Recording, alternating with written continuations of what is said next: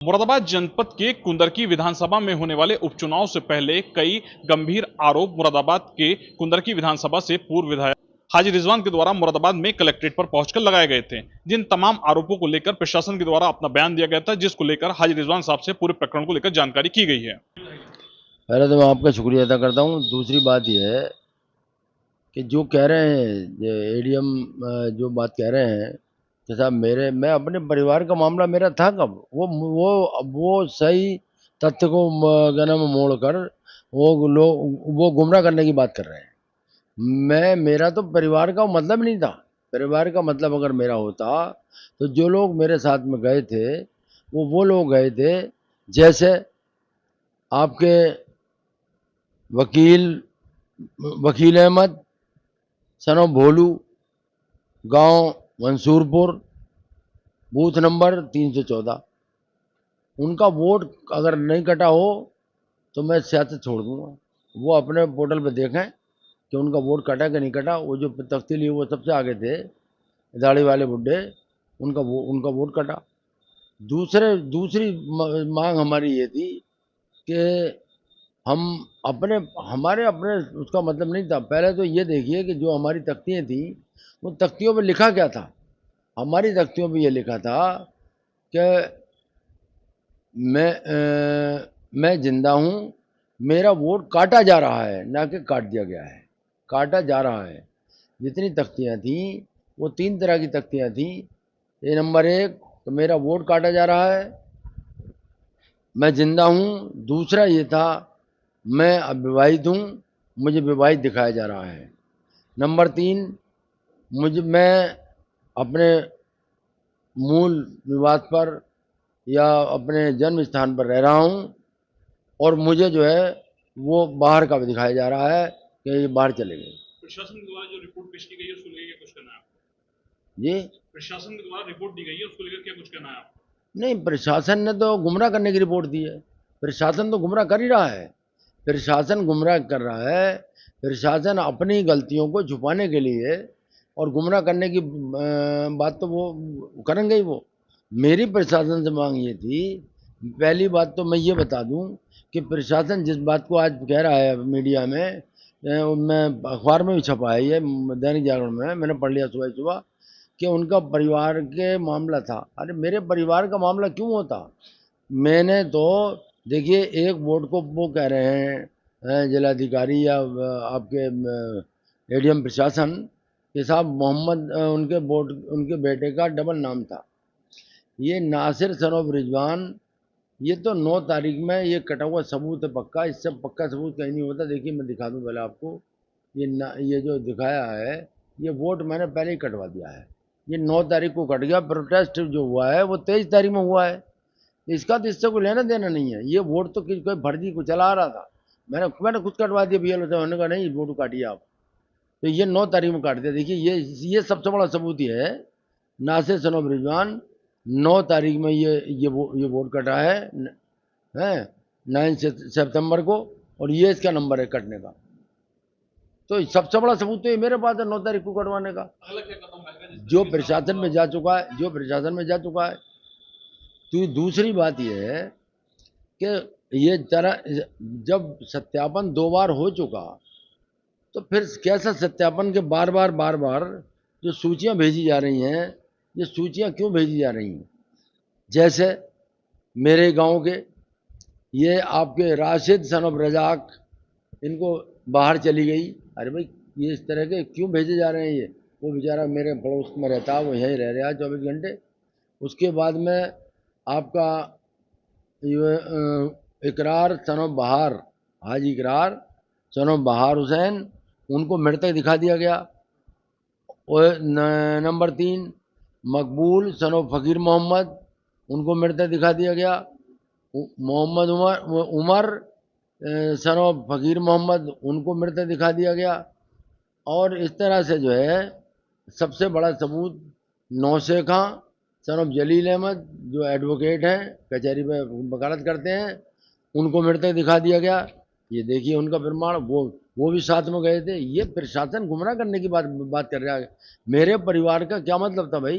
देखिए ये देखिए नौशे खां सन ऑफ जलील अहमद मृतक जो वकालत कर रहे हैं वो भी अगला क्या कुछ कदम रहेगा? तो नहीं, ये पहले तो मैं ये बता दूं कि जितने भी थे ये आपका ये क्या नाम है वो थी इल्मा इमरान, ये ये लड़की पढ़ रही है हाई स्कूल में अभी, इसकी शादी दिखा दी गई। इसका दूसरा ये है कि क्या नाम है मुनव्वर सन खलील, उनको मृतक दिखा दिया गया। या अमीन सन ऑफ खलील, उसको मृतक दिखा दिया गया। आसिफ की बीवी को ये लड़की बना के उसको शादीशुदा दिखा दिया गया। तो जो प्रोटेस्ट था उससे हट के बात क्यों कर रहा है प्रशासन? प्रशासन जो है जब अपना फंसाव देख रहा है तो उसके बाद में हमारा कहना ये था, ये जिस तरह से ये सूचियाँ बन बन के आ रही हैं, जब सत्यापन हो चुका तो ये सूचियाँ बन बन के बार बार कट के क्यों आ रही हैं? बीएलओ भी परेशान, 7 नंबर फार्म है, 7 नंबर फार्म हम लोगों ने दिए गए। दूसरी बात यह है वो मेरे गांव के मामलों को क्यों दिखा रहे हैं? देखिए सबसे बड़ा सबूत ये ये है आपका देवापुर, बूथ नंबर 94। कई जगह ये समस्या है, कई जगह ये समस्या है कि हाँ क्या तो कुछ कई तो सब लोग आए थे ना वो तस्वीर लेकर। देखिए booth number 94, booth number 95, booth number कितने ऐसे वो जो केंद्र हैं, कितने वो बूथ हैं जिनपे ये समस्या आई है? ये समस्या, ये कल 15 बूथों का मैंने चिट्ठा दिया उन्हें एम साहब को। तो वो मेरे घर का क्यों क्यों बता रहे हैं? ये गुमराह करने की बात कर रहे हैं। हमारी मीडिया को जो है वो गुमराह कर रहे हैं कि साहब मेरे घर का मामला था। देखिए उसका सबूत ये है कि मैं दिखाऊं ये। क्या जो प्रशासन के द्वारा जो बयान दिया गया उससे सहमत हैं आप? नहीं, जो मैं कहता रहा हूँ जो अखबार में प्रशासन ने दिया है कि साहब इनमें कोई नहीं, उनके परिवार का मामला था। मेरे परिवार का मामला क्यों होता? मेरे परिवार का मामला नहीं था, वो गलत समझ रहे क्या हैं मांग वो। रहे हैं ये? हमारी मांग ये थी कि जिस तरह हम ये सूचियाँ आ रही हैं, ये सूचियाँ क्यों आ रही हैं? गलत आ रही हैं, बार बार बीएलओ परेशान है, ये क्यों आ रही हैं? 7 नंबर फार्म भर भर के भेजे जा रहे हैं। जब सत्यापन हो चुके तो सत्यापन इनके बार बार क्यों कर रहे हैं? हाँ, नंबर एक मामला तो हमारा ये था। दूसरे नंबर का हमारा मामला ये, हमारी मांग ये थी कि ये जो है सफाई कर्मचारी काम कर रहे हैं। हमने डीएम साहब को ये दिया था लिख के पैड पे, उन्होंने संज्ञान भी ले लिया, 3 हटा भी दिए उसमें से, आज के आज हटा दिए। तो ये मैं दूसरा ये था। तीसरा हमारा जो सबसे बड़ा मामला था वो ये था, क्या है सबसे बड़ी जो मांग हमारी थी वो ये थी कि देखिए ये है भाजपा के हिंदू बूथ, मुंडा पांडे हुआ, भदासना हुआ, ईला रसूलाबाद हुआ, लोधीपुर बासी हुआ, चंदनपुर ईसापुर हुआ, बेभीत खेड़ा हुआ, धतरला मेगा नंगला हुआ, मानपुर पट्टी हुआ, नहुआ नंगला हुआ, भजनपुरी हुआ। भाई क्या कुछ समस्याएं हैं? इसमें समस्याएं ये हैं कि इसमें एक एक दो दो वोट काटा है और हमारे 80 90 90 100 वोट काटे गए। इसी चीज को तो हम लेके गए थे कि डीएम साहब आप इन गाँव का तो सत्यापन कराइए, इनका सत्यापन क्यों नहीं हो रहा है? इनमें बीएलओ साहब रिपोर्ट क्यों नहीं भेज रहे? असल सबसे बड़ी बात तो ये, हमारे तो हर बूथ को खंगाला जा रहा है और बार बार परेशान किया जा रहा है। अब एक एक गाँव में बताइए, बता इसमें क्या नाम है आपके देवापुर में, एक एक गांव में 3 मतलब 60 70 70 80 वोटों के जो है वो सूची भेजी जा रही है। माँ बाहर मृतक, बाहर मृतक, बाहर मृतक। परेशान है बीएलओ वो करते करते शादी और 550 वोटों की दी गई है और मैं सिग्नेचर के आई है लेखपाल के काटने के लिए। तो ये मुद्दे थे। अब वो भटकाने की कोशिश कर रहे हैं। तो ऐसा क्यों कर रहे हैं? प्रशासन भटकाने की कोशिश क्यों कर रहा है भाई? हमारी बात का जवाब दे। दूसरी बात है, एक एक अगला क्या कुछ कदम रहेगा इस पूरे प्रकरण को लेकर? एक मुद्दा हमारा ये था कि हमें जो बीएलओ आपके हैं उन बीएलओ पर हमारी पार्टी के बीएलए यानी बूथ लेवल एजेंट हमारे समाजवादी पार्टी के उनकी देखरेख करेंगे। हर हर बूथ पर जो है हमारे बीएलए तैनात किए जाएंगे। ये हमने सूची उनको दी थी एक बात। तो मेरे कहने का मतलब वो जो है कल जो प्रोटेस्ट था, जो प्रदर्शन था, वो मेरे अपने घर के लिए नहीं था। मेरे अपने घर में नहीं है। मैंने कब कहा कि मेरे पिताजी का वोट काट दिया? मैंने तो ये कहा कि मेरे पिताजी का वोट काटा जा रहा है। ये सूची आ रही है, नौसे का एडवोकेट का वोट काटा जा रहा है, राशिद सनब रजाक का वोट काटा जा रहा है, जो मेरे गांव की मस्जिद में इमामत कर रहे हैं।